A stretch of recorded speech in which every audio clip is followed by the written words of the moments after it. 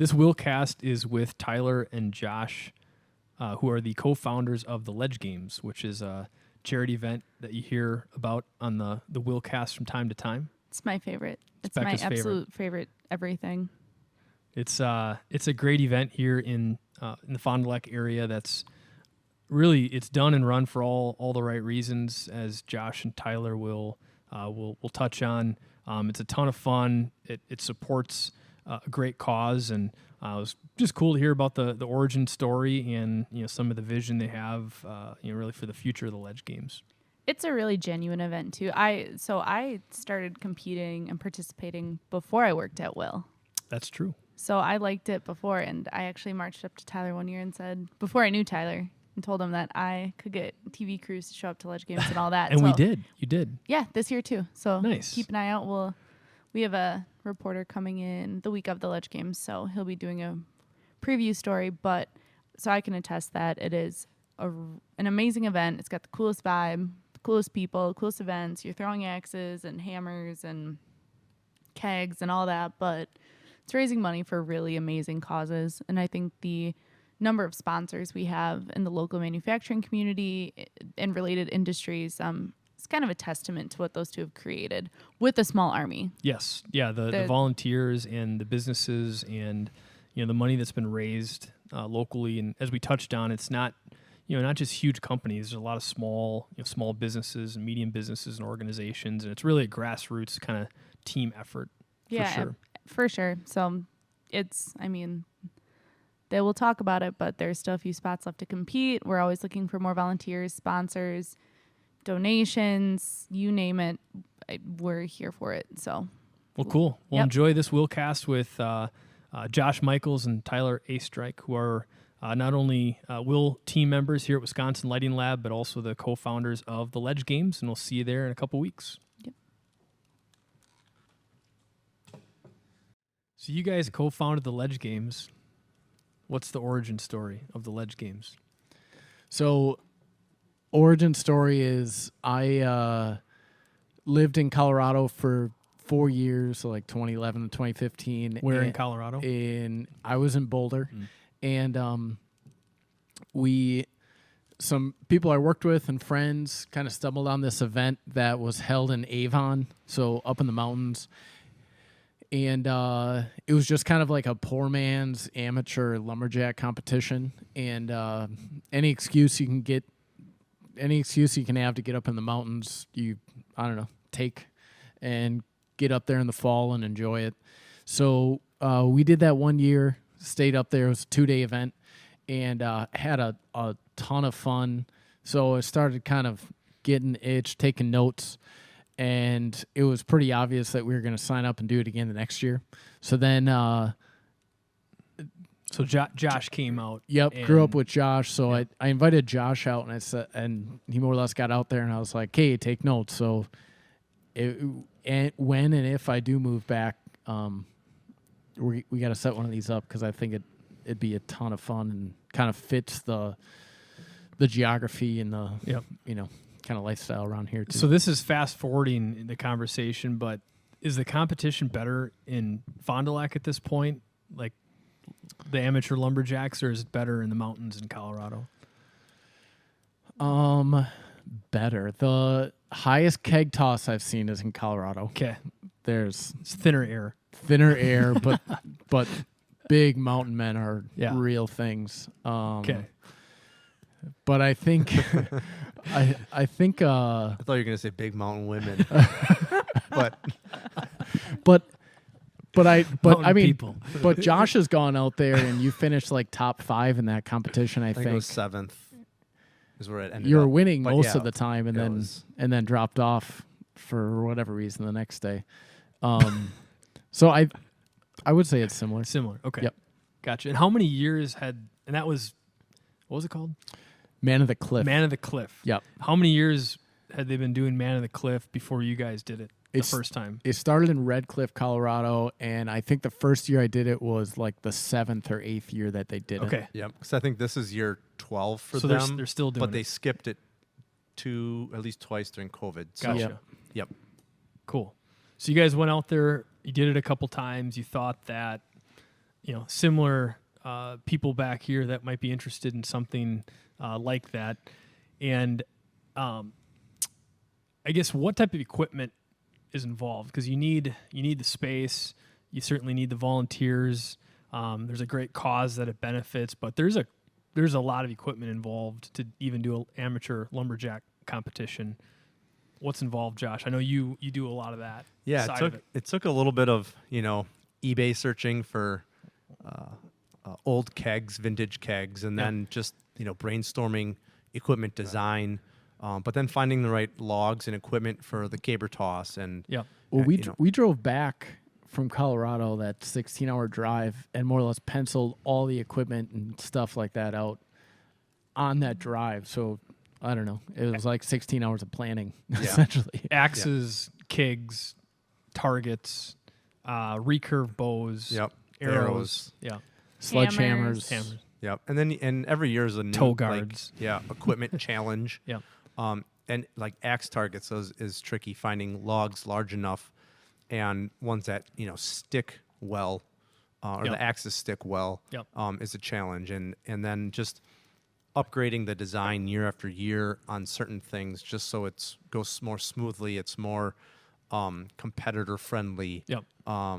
Still maintaining a competitive edge with equipment, but and keeping things fair and options of equipment for people to use. And you essentially make a lot of it. The axes you make, the targets you make, all the stands, a lot of the equipment is kind of homespun. Yep. So there's a fair bit of work that goes into that every year, but it's fun. Yeah. It's kind of interesting too, because about the time that you guys started this, a lot of the axe bars grew in popularity. So like I know you guys did the competition, and then you started it back here in Fond du Lac, and then I live in Milwaukee, so I started to see all these bars in Milwaukee popping up with axe throwing. So it's kind of funny how it just kind of happens at once. And but there are a lot of similarities between Colorado and the Midwest. And there's a lot of Midwestern people that go out to Colorado, and then it seems like people are coming back too. So similar vibes other than the mountains, right? Yeah, similar mentality, similar values. Yeah, kind of core principles and personalities. Yeah, a lot of outdoors. Hunting, fishing. There's some overlap there. So where's the event held here in Fond du Lac? So we started in 2016. It's been at the same event or same place the entire time. It's held at Red Cabin at Green Acres, which I think it's got a Fond du Lac address. It kind of it also is attached to Dotyville and Eden. It's more or less like out in the middle of farm fields, about 15 minutes southeast of Fond du Lac. Yep. Yeah, it's quite nice. They've got a great open area, a little pond, some great ambiance, food, beverages. It kind of has it all. Yeah, it does. It's a Midwest supper club. Yeah. And this is year number six. Seven. Is it really? Seven? It's 7. Yeah, it was 2016. So it's the 7th year. And we did not skip a beat through COVID, which was cool. It was some question as to how many people were going to compete and show up, and really, I remember being there and people really enjoyed it. It was cool to get outside and do an event that people felt comfortable at, and I think people were really happy that it continued. Yeah, we took some measures, to try to make it as safe as possible. Yep. Additionally for people, and but yeah, just being outside, it was just a perfect time of year. Yeah. And people wanted to get out and be around other people at that time. Yeah, it was. Yeah, for sure. So Red Cabin, you said it's a supper club. Food trucks. We've got other vendors there. We've had giant pumpkins there. People carving things. State's biggest pumpkin last year. Yeah, state's biggest almost pumpkin. 2,000 pounds. And Cole Sipple works here at Wisconsin Lighting Lab as well, and there was a WiLLcast last year. We probably need to do another one this year. No. He didn't do it? His pumpkin, well... It's just late. It's coming. Late. Okay. Yeah, it's just late, he said. It's a little slow growing. Late bloomer. Yeah. Still taking in the food. Yeah. The weather, growing conditions this year, I guess were abnormal. Late. Yeah. Late. Uh-huh. Just late all the way around. Late.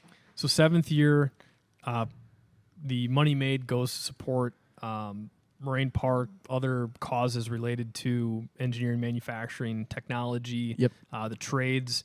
What type of sponsors are we getting the last couple of years? I know there's growing support from a variety of local businesses. Yeah, we had I think 35 different sponsors involved last year, and it's that number plus this year.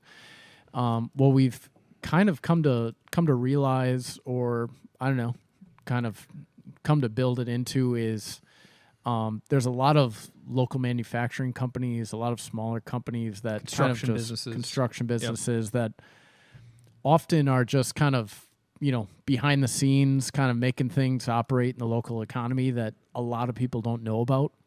And it's kind of turning into a cool event for those types of companies to band together, and it's almost like a celebration of some of the coolest companies that make the coolest things in the area. And there's smaller companies too. That's one thing that I think is cool. Is there's some large companies involved, but if you go to the webpage and look at, you know, the small and the medium-sized businesses that rally around the event, I think that's kind of the coolest part of it. Small machine shops, excavators, you know, manufacturing companies, some service industry things. But yeah, it's kind of it's cool to, you know, watch the keg toss at the end, and the entire fencing around the whole thing is pretty much lined in banners of local support. So Josh, what does the day look like? Like that day, or I guess the day before, you guys, it's set up at Red Cabin Green Acres. When does it start on Saturday, and what does the day look like? Yeah, so we set up the majority of the equipment the night before, and then we get up there early in the morning and on Saturday and set up the rest of the stuff, and then certain events will open up for some early morning practice before we kick off. Usually we try to start around 8:30 in the morning. 8 to 4, 8 o'clock, yep. 8 o'clock. And then, you know, we start with, there's 6 events total, and we'll do 3 in the morning and 3 in the afternoon. Morning we have caber, hammer toss, and archery. Mm-hmm. Yep. And then in the afternoon will be keg toss, axe throw, and speed chop. So, and then we do run, I think, early rounds of the keg toss now throughout the morning, just to get like qualifying runs through. Yep. Or the first couple runs.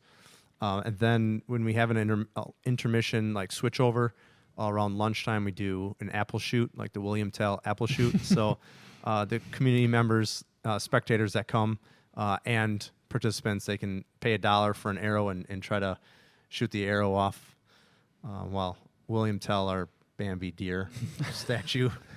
I think we had it 2 or 3 hit 2 or 3 times last year. Really? Yeah. People are getting better every year. Yeah. Or more lucky. Bigger apples. Yeah. We go to crab apples this year. And there's a auction at the end? We have done auctions before, but the last few years we've stuck with raffles. So people will buy raffle tickets. Yep. We'll do a 50-50 raffle as well. And then there's different items that are donated from local organizations and things like that. And then people can win those. Nice. To kind of add on top of that, we typically have, last year I think we had 125 competitors. There's a men's division, a women's division, and a mentors division, which... Is that new? It was new last year. Okay. So 55 years old. Nice. and older. And Nick Putty. more or less throughout the day, everybody competing it's like a beehive. They're moving from stage to stage and doing different things. So there's a lot of energy, a lot of movement, a lot of things to be entertained by, a lot of things to see. So I mean, it's an 8-hour day, but it feels like, 2 hours of kind of fun once. Yeah. Yeah, it's not overly structured, but yet obviously there's rounds and we got to get people through. Yep. But you can kind of do that, do them at your leisure, with respect. And the really cool thing that you see, year after year is, the first year, nobody really had an idea what was going on. Yep. A lot of teaching, but then, you see that the second year and the third year, you get new people that show up, and then you have the people that were there the year or two before, and they're giving pointers and helping people out and explaining things. Yep. And so you're kind of really mixing people, within the event, which is nice. And I think one of the coolest things about the the ledge games from a competitive standpoint is the variety of like people and skill sets, and obviously anyone can win an axe. Anyone can win it. Well, yeah, I never have. Proven. Everybody else here has. Yeah, I have proven that anyone can win an axe. But yeah, people definitely take it seriously, but also there's people that just have a great time and have a drink or two and just no like one have a that's ever competed has said they had a bad time after they for did sure. it. Yeah. Yeah, the events are intentionally like designed and modified for big, small, coordinated, uncoordinated. Yeah. We've never had the biggest guy on the field win at all. Or the smallest, but they've both won axes, Yeah. And you can take it seriously if you want. Yeah. Like that's the it's not completely casual to the point where like winning an axe is pretty cool or winning the event is pretty cool. It's like, it's the serious right amount if you of competitive to win one. Yeah. For Can sure. you guys talk about winning an axe and chainsaws and Becca, do you want to talk prizes? about winning an axe? No, I won an axe. So Tyler laughed at me after I won because he was so confused. So the way we have it set up is if you win one of the events, axe throw, archery, whatever, you win an axe, and then we keep scoring for the entire event to more or less bring everything together. And then each division, we have a winner of the entire event. So, and that person wins a chainsaw. Nice.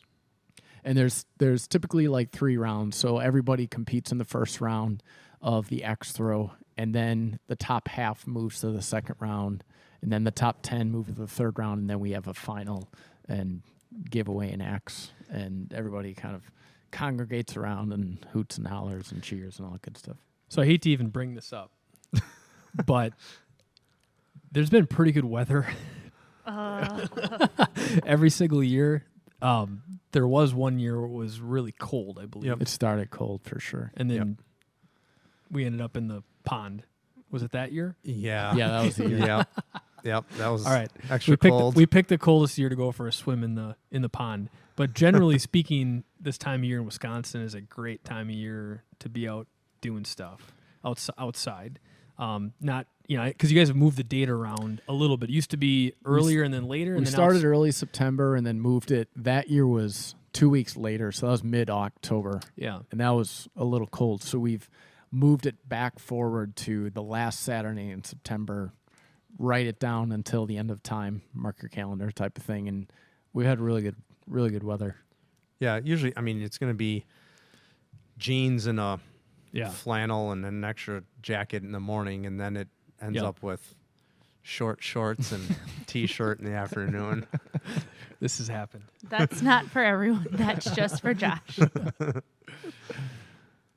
Cool. What? Tell me a little bit more about the cause, and I guess it's why you guys do it. Like, is it how much of it is the fun versus the cause versus has that evolved over the year? But first more specifics on the cause, and then also kind of what inspires you guys to keep doing it. Yeah, the main push originally was to just bring friends, family, and people alike together for a fun event, and that just to build even community camaraderie. For sure. Making money to donate wasn't a main driving factor. It was fun. Yeah, it's just a cherry on top for me. The event is just fun. That's it. And then as that built and the community's kind of gotten behind it, there's been an overwhelming willingness to contribute and donate and support past just sustaining the event, where then we were able to use our platform to build further and reach more people, not just people that go to the event. So that's where we, teamed up with Marine Park Technical College and local robotics teams and other, initiatives here and there in the tech and manufacturing, and Yep. And we still look forward for other avenues where we can, kind of lend a hand or lend a monetary donation, that sees fit with the goal or the mission statement of the Ledge Games.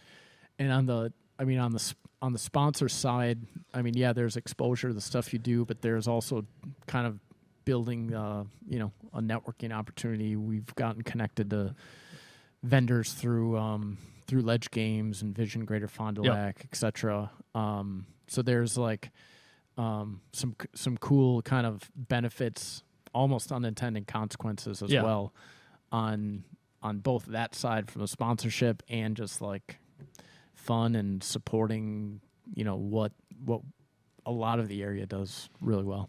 Yeah, I mean, from my view, it's just a win all the way around. It's, it started with the right intentions, like have fun, get friends and family together. Once there was money coming in, it's like what local causes align with kind of the values of the event, the values of the area.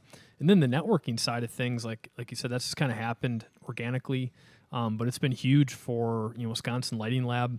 Like Tyler said, we just, last week or the week before, connected with a new vendor, local partner, and it's just good vibes all the way around, and it's also a lot of fun. I can't believe this is the 7th year.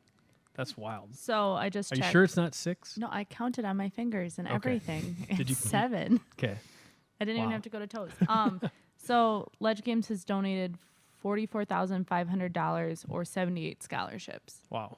In 6 years. So that's pretty insane. And it's sustained the event and grown the event. So that's great awesome. cause.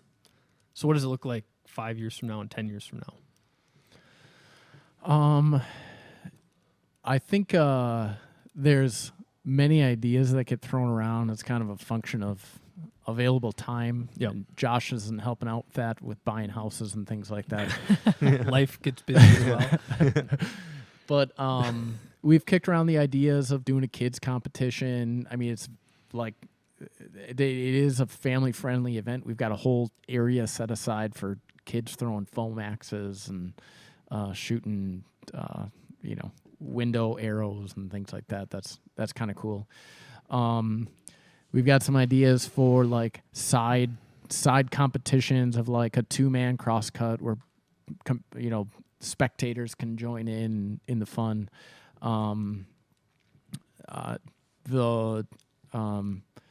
We love our current venue, but who knows, that may not be available, or we may need to move it at some point. But there's no intent with that, but with some growth and success kind of moves that.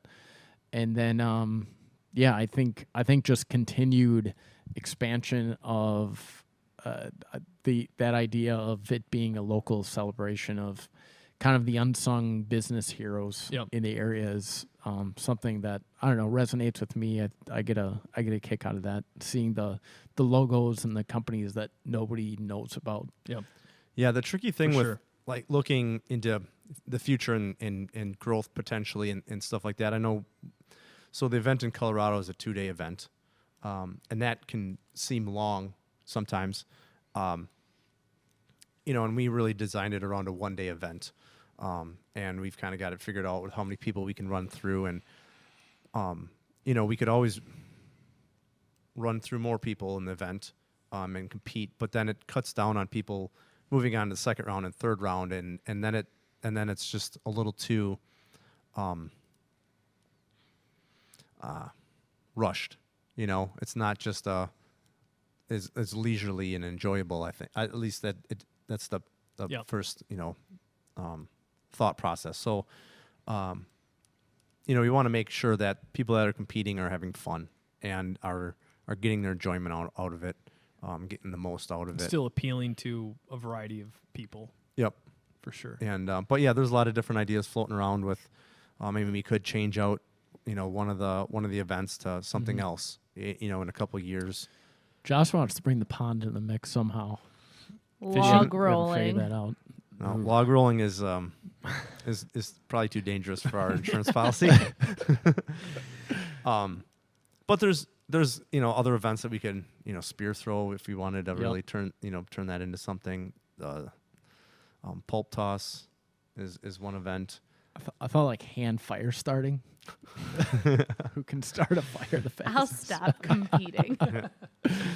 But just to spice it up at some point, I think right now we've still been in the building stage, and we've done well with that.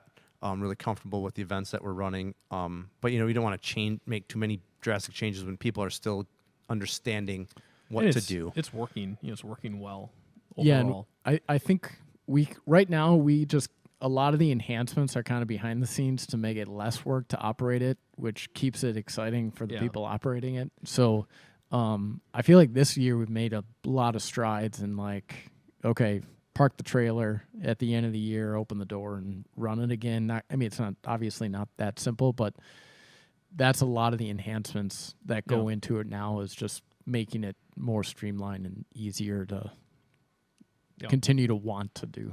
Yeah. Maybe in 10 years we'll have a qualifying weekend. We were talking about that yesterday. I think 3 qualifying events, and then the top finishers of each of those go to the final event. Yeah. What about a merch section on the website or a donate section? There is a donate section. Oh, there is. Yep, that got added this past year. Because that's been a request that from people that weren't able to make it, but they still want to donate. Yeah. I've definitely heard that one, so it's good. Have we had anybody donate? Yeah. Yep. Oh, nice. Yeah. Nice. Awesome. Every year there's individuals. Just straight up cash. That's really cool. Yeah. There's a lot of cash donations the day of the event too. Nice. And we can add the merch thing. Because my T-shirts have gotten smaller, so it'd be nice to be able to buy a T-shirt. I'm getting close to being able to print one at a time. We could probably figure it out. Print one at a time. He pointed. It's not like we to keep me. stock Did anyone of else see that? Shirts. But that's because there's no merch section. If there was a stream of demand. I think we just got a new volunteer for the Ledge Games, guys. All right, look Coming for the in. merch section coming in 2023. Adam's coming in with big ideas. It's true. The ideas are Not the easy helping. part. Right? We do have a whole line of clothing at this point. There's sweatshirts, there's T-shirts, shirt- there's hats, there's knit hats, there's We have koozies. There's kids kids. apparel, which is awesome. We have this year the apparel is next level. The T-shirt's awesome, which is a surprise. So keep an eye out. But we've got crew neck sweatshirts coming out. We upgraded our ball caps, so we have Carhartt hats that are real sharp. Knit caps, all that. Where do those come from? The store. Poppers? Oh, no, we have a partner out of Eden. Her name is Pat at Initial Design. She does a Nice. really, really Nice. lovely job. So one of the supporters, yeah. Yep. Cool. She's really great. Super local. Loves Yeah, the the event. Donates a lot of her services to our That's cause really as well. cool. And the shirt every year is kind of turned into a cult classic. What's Yeah. the color going to be? What's the design? I've been getting questions from the volunteer gals who want to match their flannel to the T-shirt. Jeez. I get to coordinate before that day, so It's a lot of But- power. yeah, it's not going to my head at all. Well, anything else you guys want to touch on? Becca, anything else you want to ask? It's 100% volunteer run, Yes. so I think that's really important, and it's a 501c3. Yeah, we're registered with the state and federal, I guess. I don't know what that We're, works. we're, That's a for the legit- lawyer. We're, Legit. a, we're a real 501c3. Yeah. Yeah, that was a big request for some of the sponsors, and Yep. sometimes people who are looking to sponsor, that's a requirement for Yep. them on the tax side of things. So 501c3. We send tax deduct papers at the end of the year and all sure that good do. stuff. Cool. Sure But yeah, do. we couldn't do it without the volunteers, that's for sure. Yeah. Yeah. Big shout out to them. Awesome. A lot of people that return every year. Yeah, we, I guess to close it out, it's the last Saturday of September every year. The website is ledgegames.com. We have Facebook, Instagram, all that good stuff. Sponsorship information on the website, competition information, soon to be merch section on the website. So, yeah. Cool. We'll see you in 2 15 weeks. days. 15 days. Yeah. 15 days. 15 days left to practice, train. To train. All right. It's not practice. 15 days to grow that beard yet, Josh. I know. It's 15 days, not 15 months. Oh, you guys are horrible. You don't need a beard to win a chainsaw. Or the event. Oh yeah, that is. Yes. That's true. That's true. I haven't even won an axe yet. You guys have both taken me out in the Adam, axe you throw have is to, my only chance. You I have think to show up archery- to compete to win an axe. That's true. You're in the ballpark in archery too, I think. Yeah, typically. there are man. Your family's like a My- legacy yeah, in the Allie archery and competition. my dad. Really, axe throw is the only chance I have. I thought your dad was going to cry last year when the guy broke the bow that he likes to use. And I could hear something like a stuck pig squealing across the event grounds, and I'm like, "What just happened?" And here's Randy's on his knees, like, "Why me?" We really should have interviewed Randy because he might be the most winningest person. Well, he's Him or definitely Tanner? at Will. Tanner's got a wall full of axes too. Well, that's a good point. That's the other cool thing about like the sponsors. There's like this mini team vibe kind of happening. Like Drexel have a bunch of people out there. Elro is a sponsor. They have a Arrow's whole got 11 team. people signed up this year. Integrity Saw and Tool, which is a new sponsor. They're in the process as we speak of registering like 4 or 5 people. So it's a really good team building activity too from a corporate standpoint. If anyone's looking to sign a few people up yet, because there are spots left to compete. Few spots left. Always spots left. Ooh, Usually. that's good. Always usually. Cool. I think we're at almost 100 right now. 97 or something like that. Well, very cool. Well, guys, thank you very much. It'll be Cool. fun. 15 days left. Sweet. We'll see you there.